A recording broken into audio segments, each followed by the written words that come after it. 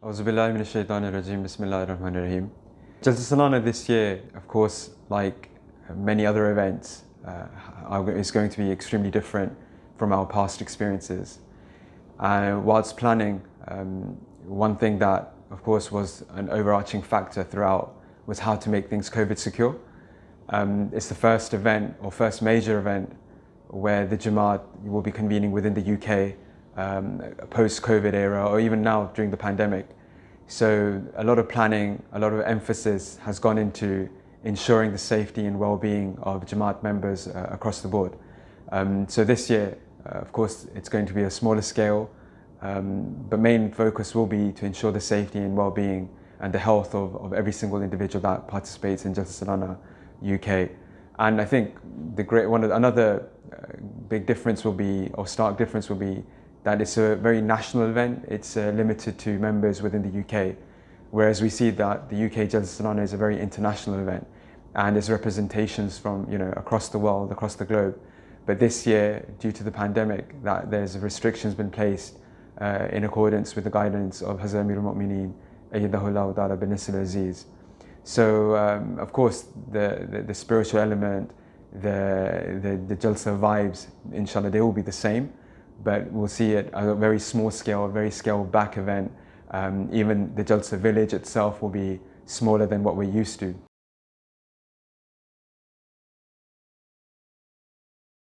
The major task is to ensure everyone's safety because of the current circumstances. And Hazr Sahib, throughout the few months since we've started planning, his main focus in ensuring the safety and well-being of Ahmadi members who are going to be coming to Jalsa Salana. And the second element was how to make everyone involved in this Jalsa Salana, whether it's virtually or through any other means possible.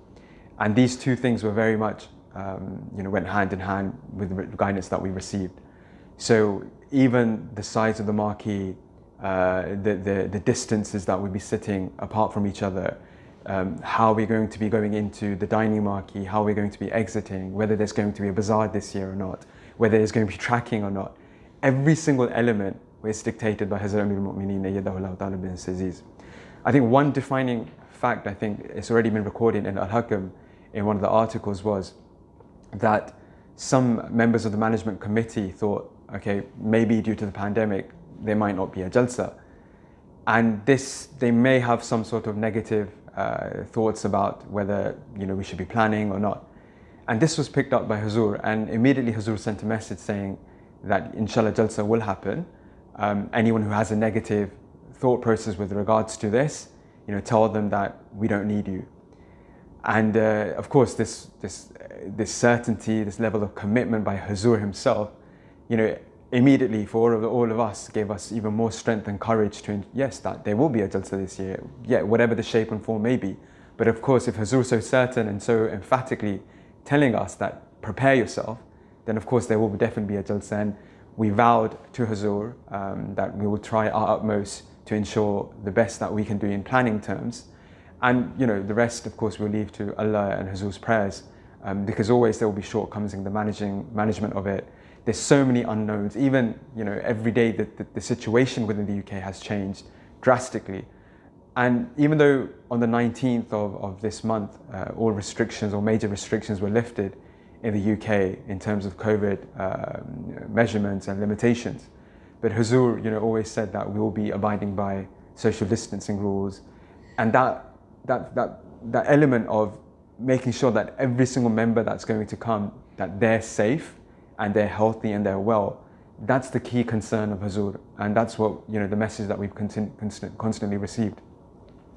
When there was talk on cutting the numbers, I think Huzur said to me, with regards to the duties, that whatever duty or whatever posts that were covered in all previous years, you have to ensure that they're covered this year as well, because you're responsible for security and the well-being of people that are traveling to Jalsa Salana. So for me, it was almost whatever the situation, however large or small the event will be, for us it will be like any other Jalsa. We will have to ensure that every single post is covered, and single thing that we've done in the past, we're also doing this year, but of course added on to the temperature checks, the COVID passport checks, and all the other security checks that have increased due to COVID. I think like all members of the Jamaat, whether in the UK or outside of the UK, I think everyone's craving a physical event, meeting in person. And if we recall, one of the purpose of Jalsa Salana that Hazrat Masih Maud has mentioned is that you meet your brothers and sisters, that you have not seen in a while. And it's been almost 2 years, or over a year and a half at least, that in the UK, we've had a proper event. And then this event, inshallah, will be blessed with the presence of Hazrat Amir al-Mu'mineen, ayyadahullah ta'ala bin Aziz. So the emotions are so raw.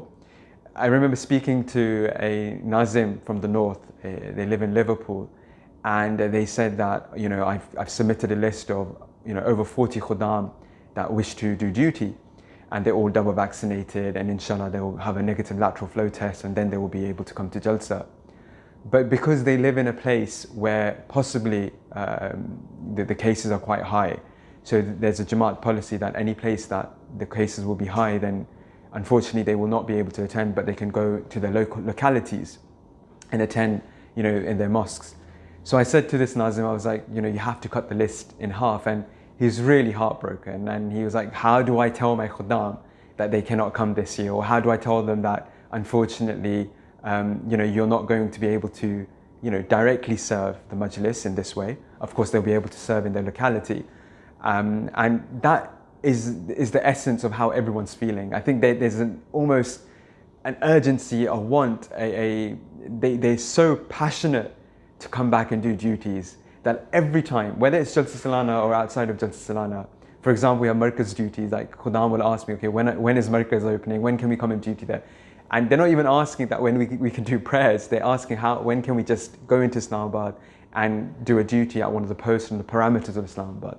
So that urgency, that want is definitely there, and you can feel the desire of every single khadim across the country. And I think one point that I should have mentioned earlier was that this year, because of the limitation in numbers that can come to Hadiqat al-Mahdi, there are over 40 satellite Jalsa sites.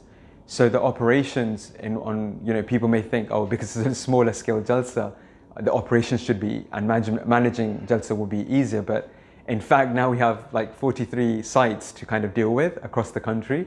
So, the challenge is very new. And, there's different levels of training and development in those areas as well. So it will be something new. And we've almost had to rewrite, how we do Jalsa for this year. And replan how we think about our processes and how we carry out our processes. So alhamdulillah, one point that Hazur mentioned that with regards to the late Chaudhry Hamidullah Sahib was that he was Afsar Jalsa Salana for Pakistan, and even though in Pakistan there hasn't been a Jalsa since I think 1983 or 84, so that's like nearly 40 years, but every year there will be a Jalsa administration that will be approved by Hazur. And then they will plan and plan to the very last, to the very umpteenth degree. And Hazur mentioned, Chaudhry Sahib in particular, how he was so meticulous in his planning. And even though we knew that, the chances of Jalsa is very small, but the planning was always carried out. And that was a huge lesson for us in the UK as well, that regardless of whatever the situation, regardless if a Jalsa takes place or not in the future as well, we have to be ready, we have to be planning.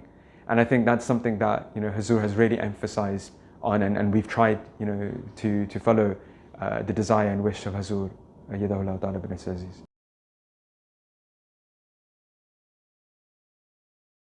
When we initially asked for permission to hold the MKA Games, the charity games, I remember writing to Hazur, and I explained, put my humble opinion across that there can be an event that can potentially take place, of course, on a smaller scale, and we wish to hold it, in the school next to Islamabad.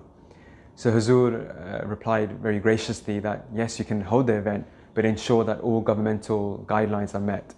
So if the government gives you permission to do it, then you're more than you have permission to carry out this event.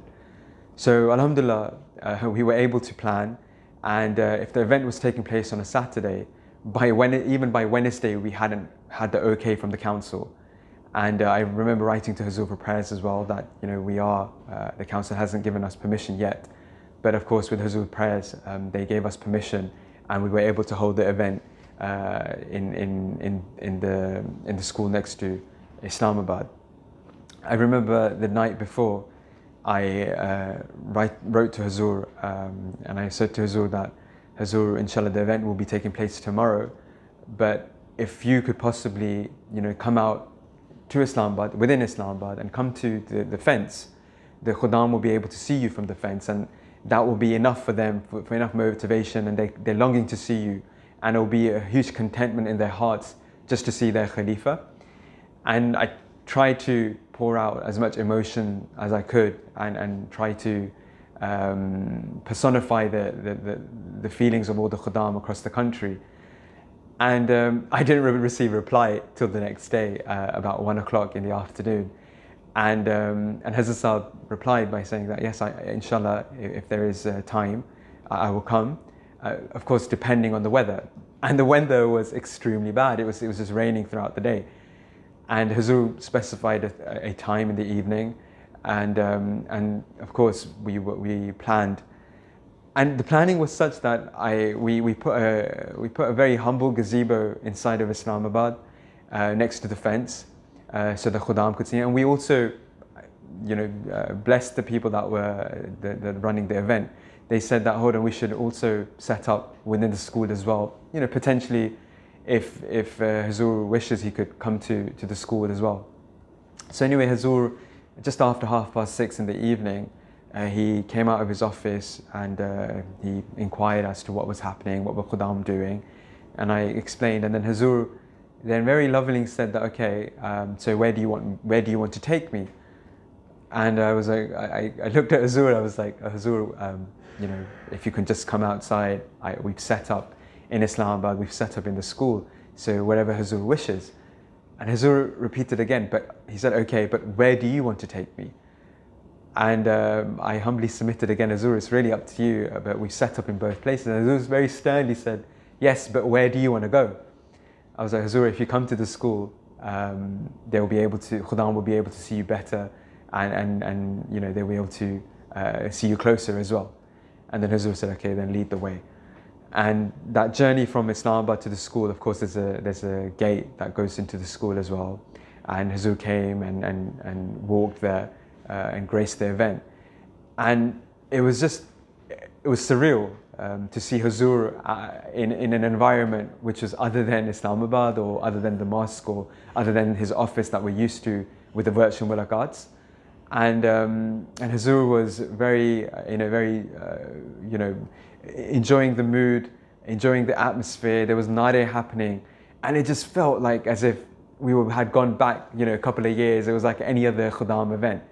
And that in itself, and the Khuddam even mentioned this, that that's what we needed, that to give us that boost. And the atmosphere was indescribable. And then there was the exhibition tug of war matches, the slow cycling races, and Huzur's comments were so loving. I remember when the regional Qaideen were having a tug of war match with the National Amla members, and Huzur said to me, oh, are you not going to go? So I got up and I was like, gee, Huzur, I will go if you tell me to. And then Huzur was like, no, you can sit down. So I just remember, I said to Huzur, Huzur, I don't think me going would help them in any way. And Huzur, I think, enjoyed that comment. And then once he saw the regional Qaideen, Huzur said to them that, regional Qaideen, baith jao, that sit down and you'll be able to be successful. And as soon as they sat down, they were successful. And then Huzur, he remarked with regards to the National Amla members that, this shows you that National Amla members should be doing some sort of exercise. So the point is that Huzur's grace and Huzur's shafqat, Huzur's compassion for his Khuddam, outweighed everything else. The event was so humble. And now I look back at it, it was just a simple gazebo with a table and a chair, so unfitting for Khalifatul Masih. But it was Huzur that made that event, such a mediocre event, into so special. And those that came, they even said it, that, we were thinking that Huzur's just a fence away. Just imagine if he comes, and, how our reactions will be. And you can tell that left a huge impact, a deep impact, on the Khuddam, and they wrote to Huzur as well. So a very historic moment for the Majlis, I think a historic moment for the Jamaat overall, because during the pandemic it was the first time that Hazur had physically graced an event in person, and you know, we can never be thankful enough to Allah for allowing the Majlis to you know, to invite Hazur and then Hazur to grace the event. Make sure to like, comment below and subscribe to our YouTube channel and other channels for the latest content.